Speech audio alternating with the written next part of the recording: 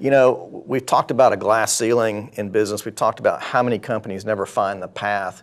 We talk about what it's like to be a successful, mature company. The constraint really is that, we always say it's just landscaping, it's not rocket science, but the truth is it's pretty damn complicated. It is pretty complicated. When it comes down to it. Right. Because it takes a team of people to be able to pull off what large landscape companies pull off on a day-to-day basis. It's a team sport. It takes skilled craftsmen. It takes a certain amount of equipment. It takes a lot of logistics. It takes the ability to be able to measure, manage, correct on a day-to-day basis. It's complicated. And when you do it all by yourself and you're running one crew, it's one thing. But when you try to replicate that and multiply those crews, can you imagine what it's like to have 50 or 100 or 200 crews out there running?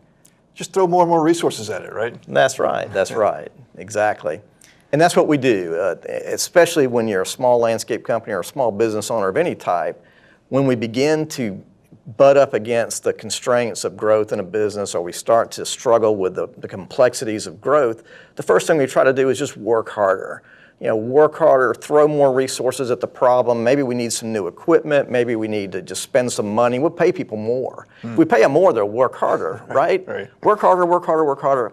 And the way that this slide is laid out is basically called the law of diminishing return. And this is the fallacy that small business owners run into, is that I can buy my way out of the problem, or I can work my way out of a problem, or I can spend my way out of a problem, or hire my way out of a problem.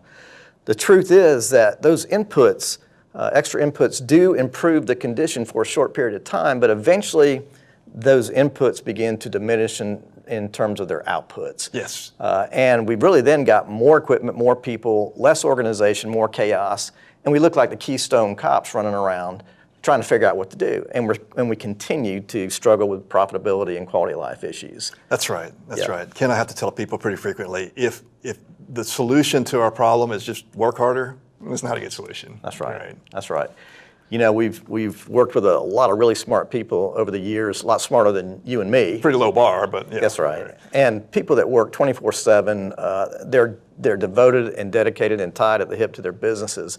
But those two aspects alone don't guarantee success. Mm-hmm. The only way to break the cycle of the diminishing return or the law of the inverted U is through organizational development and through processes and systems and understanding how an organization thrives and how to build the blocks that make an organization successful. That's exactly right, Ken. Over time, and through our experience working with these great companies, we've been able to codify what we believe is the formula for success on organizational development. And we call that our GreenDot operating system. That's right. As we looked at successful companies and we pulled the roof off of those companies, we began to see a reoccurring set of building blocks, common building blocks that great companies have mastered that tend to help them build synergy within their organizations, to be able to leverage all of the resources, human, equipment, capital resources within their organization. This slide illustrates those common building blocks that have to be mastered to move beyond adolescence and into maturity. And the way the slide is laid out, if you look across the top, these are kind of the overarching components that are necessary in building the business of landscaping, from mission and values, vision, strategy, structure, budget. The line across the middle is the business process. It really indicates how work flows through your organization. And we believe that work flows in a very predictable manner through organizations, and we'll share a little bit more about that in a second. The bottom row, really on the left side, is tied to the front of that business flow. It's sales and account management. And on the bottom right is really the pieces of the puzzle that help us to go out and produce work at the highest level from a field leadership standpoint and allow us to measure and correct on a day-to-day basis. Great companies have these similar building blocks, and they've mastered these building blocks not only on the surface, but if you turn these over, you would look below and see the depth of process and accountability that follow this GreenDot system.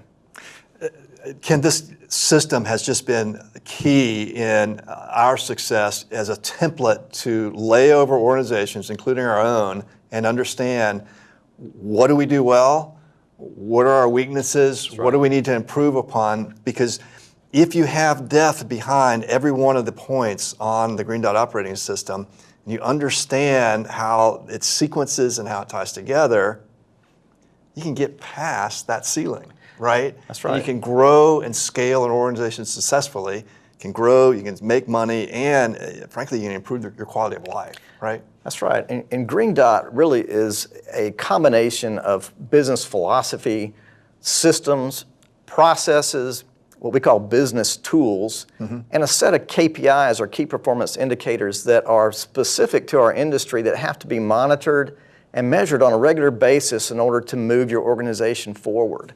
That's right. You know, different organizations along the life cycle curve will pay attention to different pieces of these building blocks. But eventually, if you're mature, you're going to focus in on all of those building blocks.